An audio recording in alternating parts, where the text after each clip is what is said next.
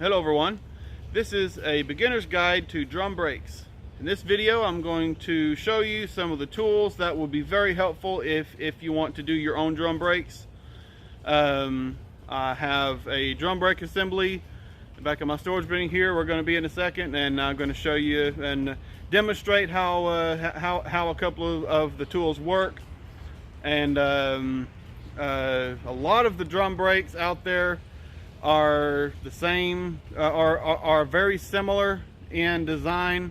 There are some variations. Some use springs. The springs have been used for decades. Some use, I think I've seen some use some kind of horseshoe spring that goes from one side to the other. But they all use springs. They use levers and cables and stuff to make sure your brakes are working properly and adjust as needed. So I got the tools and the drum brake assembly back here in the storage building, so let's take a look at it. All right, here we are. This is the old front drum assembly, one of them off of my 1970 Dodge pickup. I did a disc brake conversion, and I didn't need these, so I took them off. We're going to be using this as our example today. And these are the tools that, these are some of the tools that are available. Some of them I personally do not like. Others are fantastic, and I've been using for years and have had no problems out of them. Let's start with this one right here. This is a snap-on. I'm sure other companies make them. I'm sure other companies make it, but really, with this tool can be substituted with a flathead. What this does with the drum on the vehicle, this comes in these slots right here that are on drum brakes, and you can trying to make sure this is this is used to press and rotate this adjuster wheel to adjust the brakes out while it's on the vehicle. So on the especially on front drum brakes, if they're not adjusted properly, you will have a pull one way or the other when you press on the brakes. That's where one of these would come in, or a flathead. But with a flathead, you have to really be very precise and know exactly where to put it. But with something like this, depending on the size of the slot, I have a bigger slot, so I use the bigger one. Put it in the hole. All I gotta do is put it in, and once I touch it, that's it, and it rotates it. This is a very nice tool to have.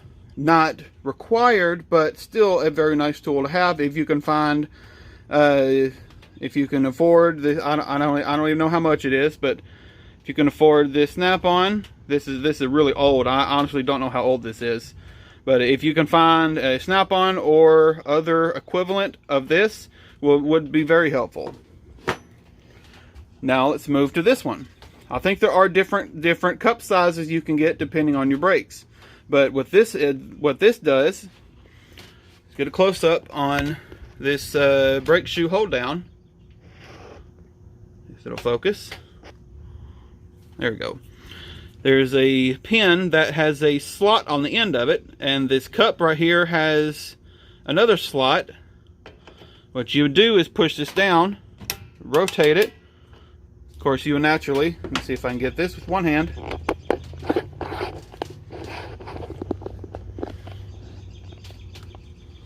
Okay, let's see if we can do it on this one.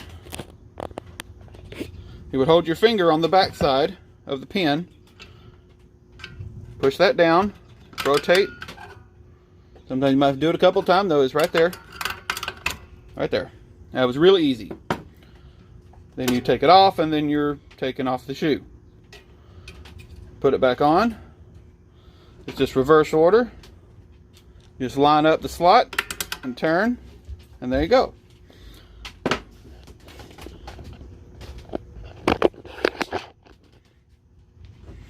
This is a very, very helpful tool to have, so you don't have to work with pliers and trying to get some channel locks on there or some needle nose. I was using something to try not to mar it up, so that's why that electrical tape's on there. But so you don't have to try to use some pliers on there to hold, and you're gonna risk bending it or damaging the shoe if you actually slip. But one of these is very, very helpful when you're taking off the brake shoe hold downs. Now to the other two. These, I don't know all the functions of this. I know this side is to help get the springs on and off, but I have no idea what that end is for. But I bought this before I found this in some of my dad's old tools. But I bought one of these thinking that surely I'd be able to use it good, but I haven't been able to use one of these successfully and feel like I'm safe using it. It's just too long, it's bulky, and honestly I don't think these are safe. I'm sure people have used them safely, but I don't think this is safe with it being big and bulky like that. Now this right here, this is a, see if we can get to focus. Zoom back out a little bit.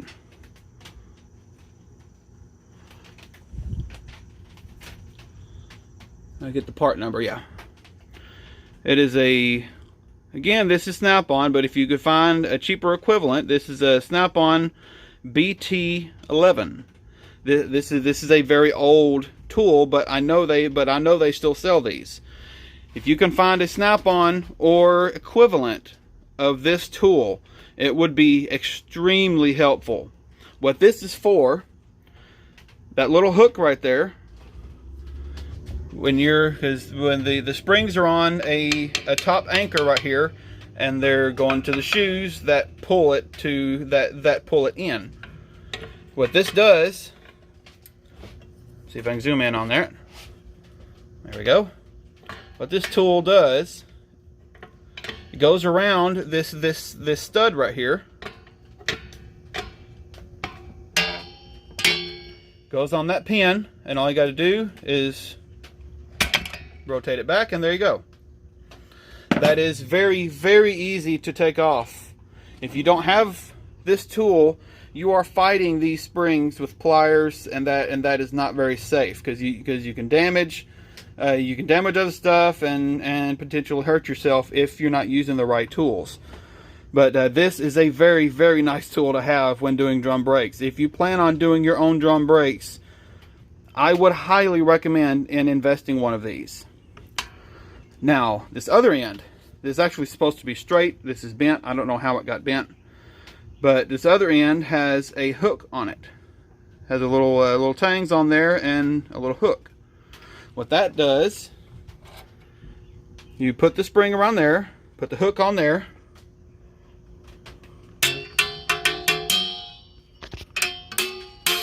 and there you go. Super easy. I did that with one hand. I used my other hand to kind of hold the assembly steady because it's not on a vehicle and it's not being held down right now. But this right here, these two, let me push these out of the way.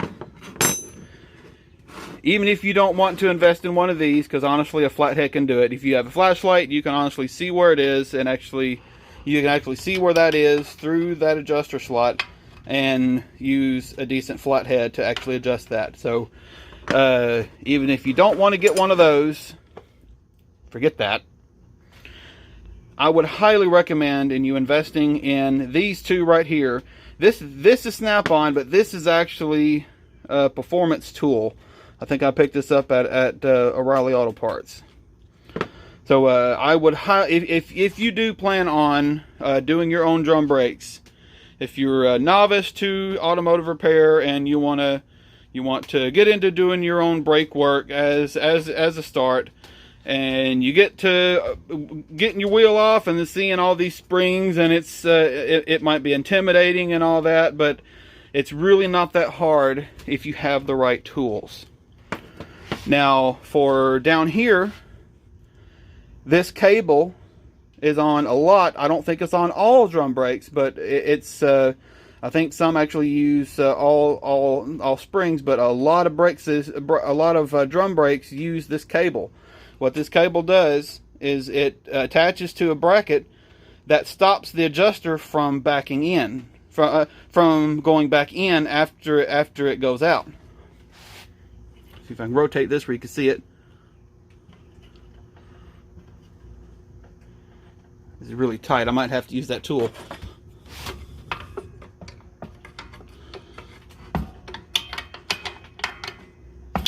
When it's on the vehicle, sorry, let me get back centered. When it's on the vehicle, that rotates like that and stops the adjuster from backing in after it goes out. So to get this spring off, what I like to do, let's see if I can get this one-handed again.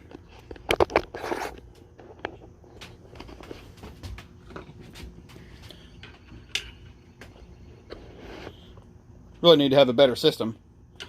But what I like to do is use a tool like this or something, and to hold it out and loosen that cable to get it off. Then all you have to do is just use some decent pliers on that to grip right there to pull it out. Or unless you're strong enough, you can get that spring off without any tools if your hands are strong enough. And to get this cable back on, all you got to do is reverse. Like if you're putting it back together, all you got to do is do reverse, push that up, put that on, and then release it, and then there you go. So drum brakes might look intimidating if you're a novice. If you're a beginner, you've never done drum brakes before, it's just you look at it and think, oh, I'd just rather take it somewhere they can do it. I don't have to worry about it. Drum brakes are really not that difficult. Now this is on the front. If it's on the rear, you're going to have some additional brackets and springs that go across right here and that come around the bottom to engage the parking brake. When you have drum brakes on the rear, the parking brake is actually the rear shoes. You don't have anything separate. If you have disc brakes on the back, what you have, depending on the vehicle, it can either use the pads, or it has another smaller drum brake on the inside of the rear rotor that actually holds for the parking brake. But drum brakes just use the actual rear shoes for the parking brake. So if it's on the rear, you're going to have extra brackets and stuff that you're going to have positioned. But again, it's not really that difficult.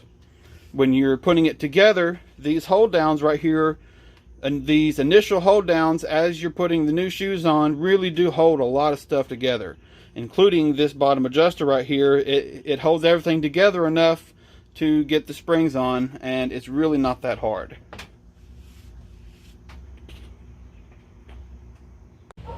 Well, there it is. There's the video. Drum brakes are not as intimidating as they look. They're very easy when you have the right tools. And patience, if you've never done it before, you need to have a little patience to be able to do it properly, and work slowly to be able to do it properly. But one piece of advice I have is, if you've never done it before and you want to make sure you can put it back together right, take a picture before you take anything off. Take the drum off, and then take a picture of everything you want to take a picture of to make sure you're going to put everything back together right. And if you're taking it off, and if something doesn't look right, if it looks like something's missing, if it looks like something could be damaged, like in the hardware, like a spring's bent or damaged or missing, or other hardware missing, do not hesitate to ask somebody that's more knowledgeable to make sure you're not missing anything on your brake system. Because if something's missing, it's not going to work right, and you're eventually going to have problems. But there it is. If you liked the video, like, comment, and subscribe. And if you wanted to see videos on my 1970 Dodge pickup that I mentioned with that brake assembly, check out the playlist in the description. I've had that truck for a few years now, and done all kinds of stuff to it. So if you want to check it out, go check out that playlist. But there it is. If you like the video, like, comment, and subscribe, and I'll see you in the next one.